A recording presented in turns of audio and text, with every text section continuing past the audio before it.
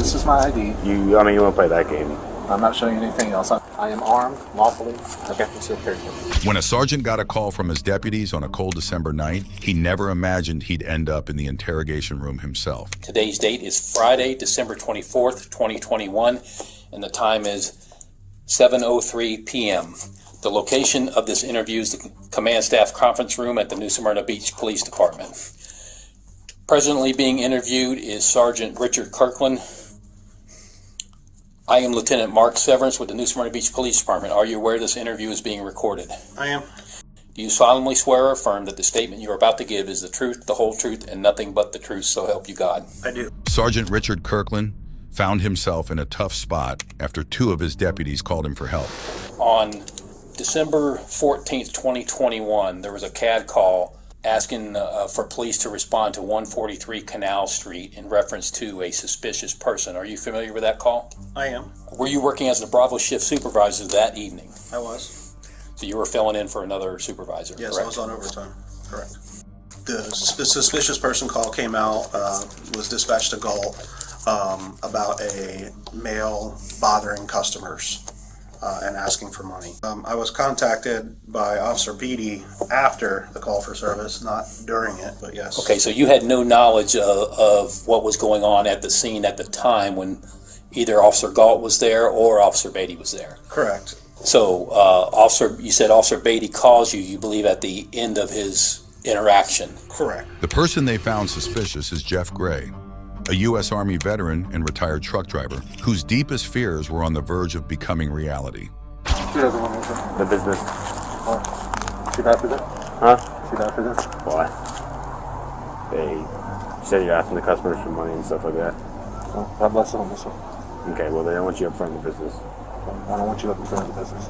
Okay, well, that's not how this is So going you to can go. go get in your car and leave. No.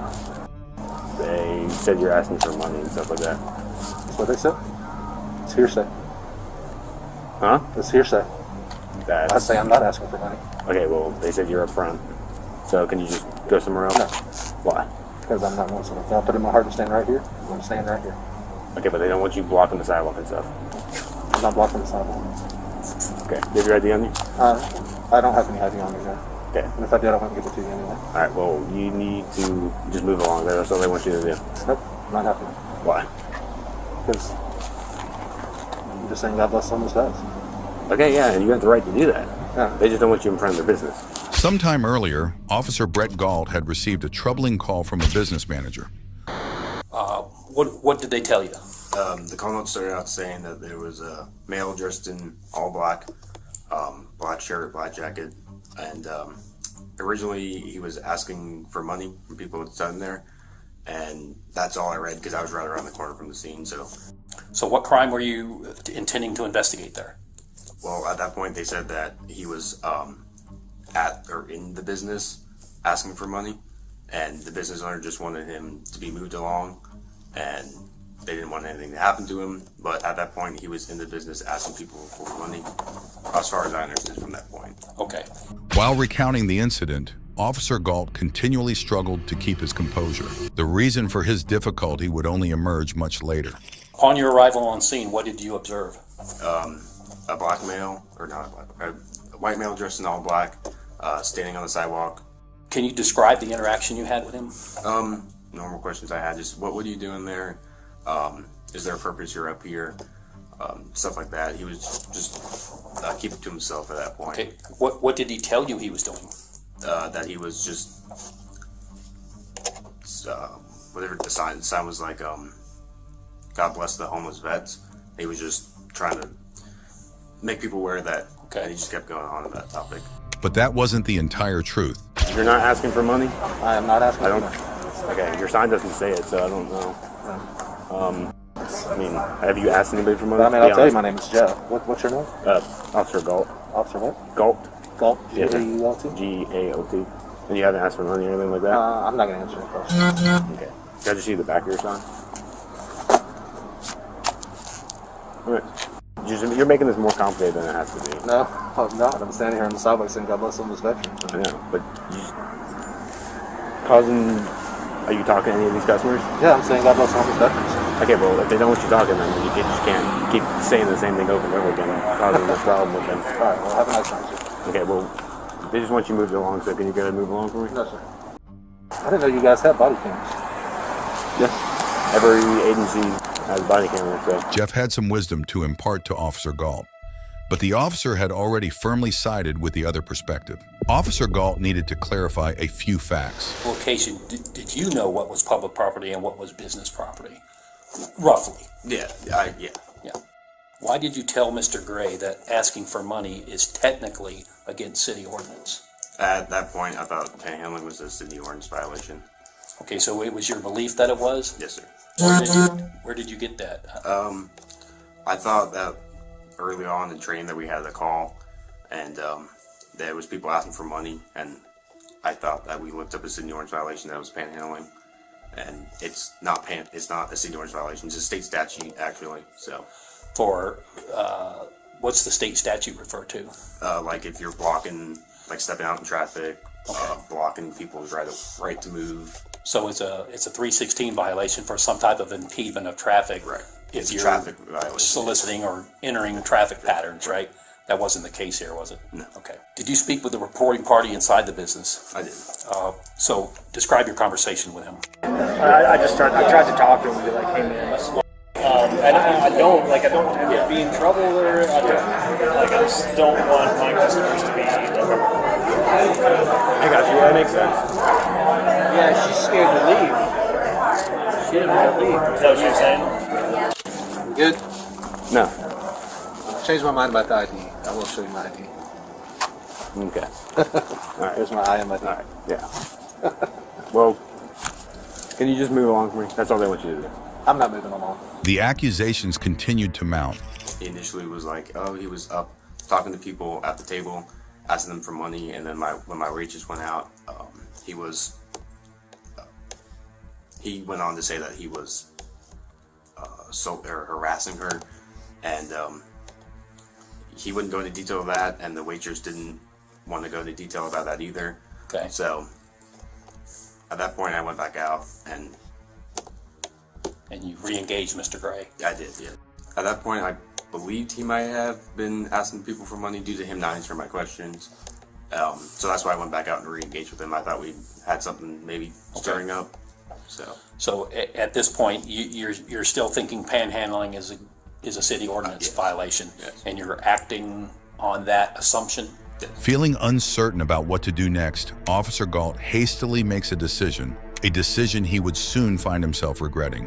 Who did you call on the phone when you went inside the business? I called officer. And what did you tell him? I told him what the business owner just told me, and that at this point, I just need someone else to kind of hear the stories and work through it and see what we have. When Officer Beatty arrived, did you go meet him? I did, yes. I And- gave him a rundown of what was going on and what Okay. the business owner told me and what the mail was actively doing at that point. Okay, can you describe Officer Beatty's initial contact with Mr. Gray? This is my ID. You want to play that game? I'm not showing you anything else. At this point, I'm invoking my right to remain silent. I'm invoking the right to have my attorney present during questions. I'm not answering questions. I'm not giving you ID. So you're going to end up All going right. to I jail. told him my name is Jeff, and that's all I'm giving you. Hey, no, if you want to give us your information, then that's fine. But we still have to Am I being identify- detained at this point? Yes. For what? For the identification of you, which is an investigation that they started. I'm not giving any identification. I'd like to remain silent. The second officer to arrive on the scene, Officer Beatty, had his own understanding of what had happened. When you arrived at the scene, did Officer Galt meet with you and provide you information concerning the call before you spoke with the subject? I believe I parked across the street. Okay. And as I walked across the street, we met halfway. What did he tell you? To my recollection, he just said that he wasn't cooperating, and I don't really think he said anything else besides that. Okay. When you made contact with Mr. Gray, you confirmed that he was on a public sidewalk and told him the business said he was asking for money and that they had every right to have him move along. Is that correct? I did. Is asking for money in a public place, public sidewalk, is that a crime or a city ordinance violation? To my knowledge now, Despite his initial uncertainty, Officer Beatty displayed a surprising amount of confidence in taking matters into his own hands. At this point, you're being detained, okay? So, let me see this. Do you have anything in your pockets? I don't poke, stab, or anything? Since you're asking me if I have anything in my pockets, I am armed lawfully. Okay. Concealed carry permit. Okay, where's it at? Here's my hands. It's in my pocket. In your front pocket? Yeah. Here's my hands. Right, perfect.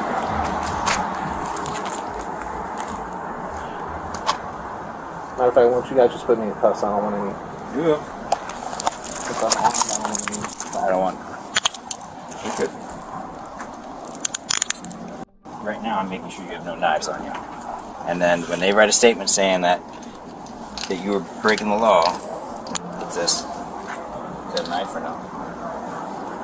At this juncture, to an ordinary observer, it might seem like standard procedure to handcuff Jeff for not presenting his ID. However, it becomes evident that Jeff had a better understanding of the law than the police officers did. Threatens him that he's going to go to jail if he doesn't give him his identification because he's there investigating a crime to which he claims the business started the complaint.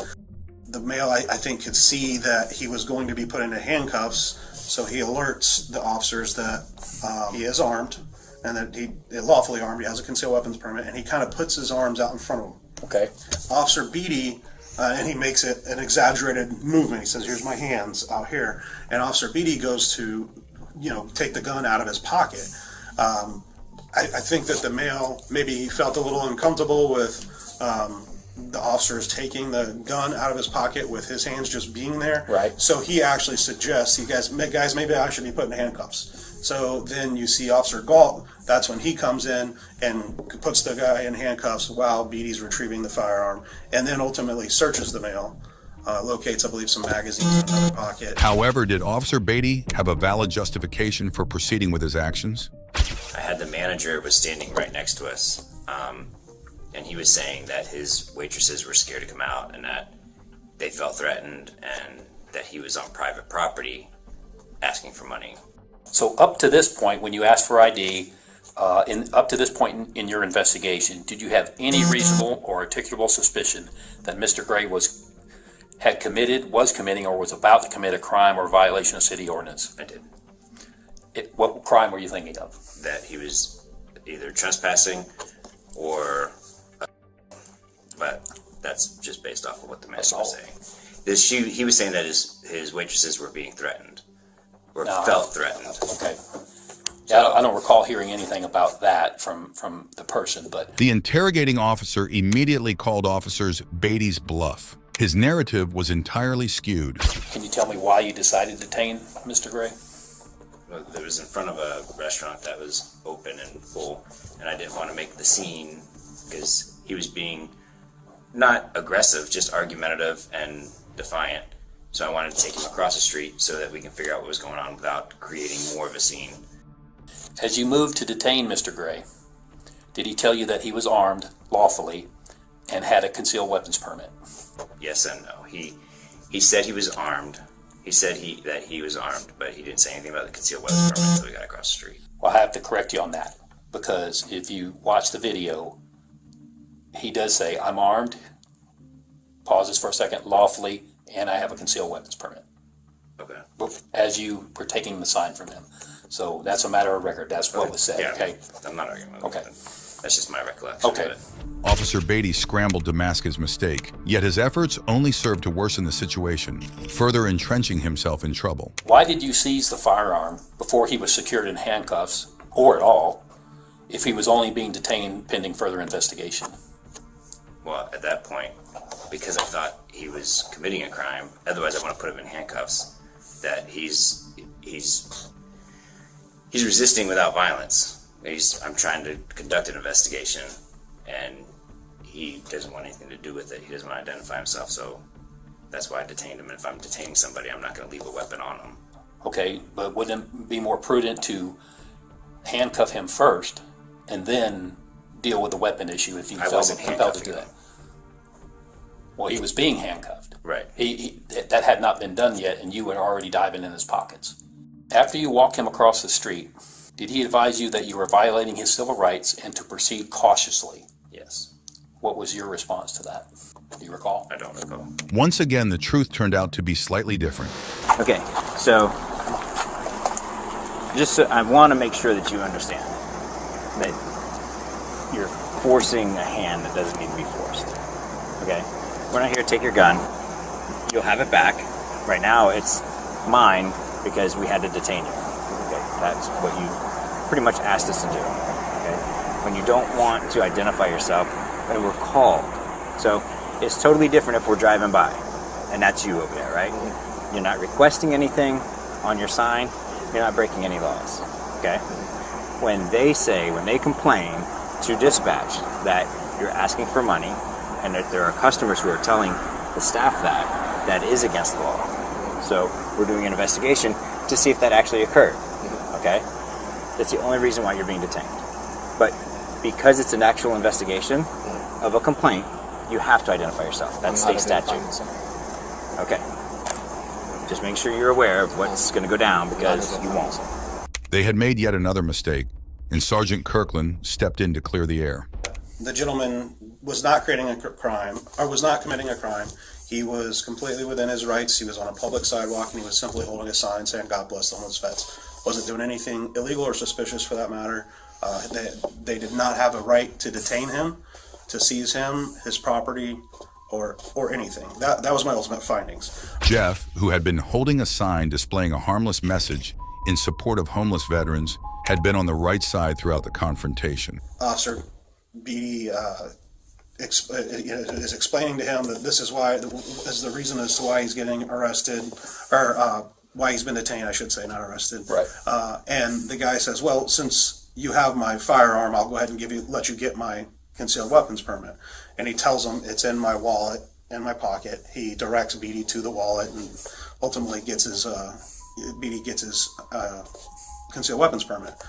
He uses that to identify him by name and date of birth. He runs him on teletype and confirms that he's not wanted. He doesn't run the concealed weapons permit number to verify that it's valid. Okay. But he does verify that the male is not wanted. So he uses that to say, okay, now, since you've identified yourself, I'm going to let you go, basically. That's when they unsecure him. Beatty actually hands him his firearm back and tells him to put it in his pocket. Again, you can see the subject's kind of uncomfortable with that, but Right. ultimately he does take the gun, put it in his pocket, and again pronounces his hand movement, saying, I think he put it up on the police car, so I believe my hand right here. And then Beatty went to go make contact with the business. Okay. So Beatty goes into the business and makes contact with the manager, Axel. Is that correct? Yes. The business manager, however, had another wrinkle to add to the story. Hey, have you guys been out here the whole time? Have you guys been out here the whole time? Yeah, I've been in and out. Is he asking for money? He was standing out here with the sign. I didn't hear him ask for money. No. Okay. I do know that my employee was uncomfortable coming out here because we offer table service out here, and he was just standing. He was standing on our property for some of the time, and he was standing in here. My employee was uncomfortable with it. The entire confrontation had been orchestrated by an entitled manager who simply wanted to eject Jeff from his property. And indeed, he required a blunt reminder about the actual facts of the matter. So even though my employee is uncomfortable and now I know he's armed, that's okay. Which he's legally allowed to be. Right. You know. It doesn't. A lot of people are legally allowed to be that shouldn't be, apparently. Well, I mean, that's another tree to bark up. I mean, that's not. I know. That's not something that we can It's not enforce. something we're going to solve tonight, Yeah. right? No, I get it, But nobody heard him begging for money. I've been in and out. Okay. I don't know. Okay. All right. Appeared from watching the video that the bar manager, the reporting party, that I believe his name is Axel, thought that the entire sidewalk belonged to their business. It clearly doesn't. It's a public sidewalk. As for Jeff, he did what any law-abiding citizen would do in his situation. The guy asked if he was free to leave. He had originally asked for a card from Beatty. Beatty said he would go get him a card, and he goes in the car. That's actually when Beatty calls me, and the subject, I think, was kind of almost maybe tired of waiting, and he asked Officer Galt for what their names were, Right. and then he just says, "I don't need a card, I'll just leave," and then he walks away. The system had let him down, and this was precisely what Jeff was determined to demonstrate. While the officers discovered his gun, magazine, and permit in his possession, they overlooked something crucial. I reviewed all the video that was recorded by the subject and posted to social media. I also reviewed the both body-worn cameras from Officer Galt and Officer Beatty. There were several cameras at the scene capturing every moment that transpired. A body cam worn by Officer Galt, the initial responder. A body cam worn by Officer Beatty, the agitated officer who acted hastily. And a body cam owned by Jeff, who was conducting his own sting operation. I'll probably stand over here in front of this brewery, the New Smyrna Beach Brewery. Just stand on the public sidewalk and say, God bless the homeless vets. And hopefully they will respect my right to freedom of speech, freedom of religion, freedom of assembly, freedom of the press on public property. And as always, God bless the homeless veterans. All of Jeff's fears had come true. The cops seized his lawfully owned weapon, detained him, and handcuffed him. Yet if they had taken the time to consider the facts, this situation could have been avoided. God bless homeless vets. I appreciate what you're doing, but I can't have you doing it here. I'm sorry. No soliciting out here. Oh, Thank well, you. I'm going to stay here. God put it in my heart to do this. So I'm going to stay right here and do this. I mean, I could call the police too, but I don't want to do that. I don't want you to do Just that trying to either. talk to you man to man, you know? Yeah, I don't want you to do that either. All right, so you don't own the sidewalk? I do up to here. No. Yeah. No, sir. God put it in my heart to stand here on the public sidewalk. You don't own the sidewalk? We do right up to here, actually. Right up to there? Yep. Okay.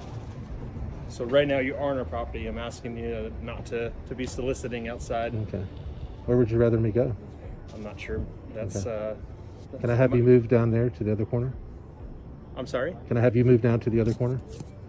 No, this is my place of business here. Yeah. Okay. Well, I'm not going anywhere. This public sidewalk. God bless the homeless, and God put it in my heart to It's stand not. That, I just told you right. There's not public property. here. Yeah, you're wrong. Oh, that's okay. I'll call the police. Thank you. Too bad if you're wrong. The manager had framed an innocent, law-abiding citizen, and the cops had fallen for the story. We've already talked about Officer Beatty and the phone call part that happened. Do you feel that Officer Beatty and Officer Galt believe that panhandling was currently a city ordinance? Absolutely. They both said it non-prompted on their body-worn cameras at separate times. I don't know where they would get that impression or where they may have learned that, but they definitely were under the impression that they did have legal authority to seize him based on that assumption. I don't think either one of them did anything intentionally wrong. I think that they were more or less ignorant that the fact that is that panhandling is just not illegal. We can't be detained based on that. But when it comes to upholding the law, ignorance is not bliss. Jeff Gray eventually took legal action against the police, defending his First Amendment rights. It was later revealed that the Alpharetta police had violated Gray's First Amendment rights 3 more times. Firstly, the lieutenant took over and switched off Gray's video camera. This act violated Gray's First Amendment right, which allows him to record police activities in public areas. Secondly, the lieutenant insisted on getting Gray's identification and conducted a search to obtain it. This action encroached on Gray's First Amendment right to speak without being forced to identify himself. Lastly, the lieutenant barred Gray from the area, infringing upon Gray's First Amendment right to engage in expressive activities in public spaces. However, Sergeant Kirkland intervened to defend his officers. I think that Officer Beatty thought that he had the legal right to identify him because he was, in his mind, investigating a crime. The truth, however, prevailed in the end. He basically detained someone without the legal authority to do so. So clearly in violation of that policy. They were operating under the impression that what they were doing was correct, but were just misinformed. Okay, I'm just going to ask you straight. Are you of the opinion that Officer Beatty and Officer Galt violated this subject's civil rights based on your review of the video evidence? Yes, absolutely. Do you think it was right for Jeff to be held by the police for simply displaying a harmless sign in a public place? Should the police be held accountable for accepting the complainant's statement without doing a thorough investigation first? Feel free to express your views in the comments section. If you've ever been treated unfairly by the police, we'd like to hear about your experience.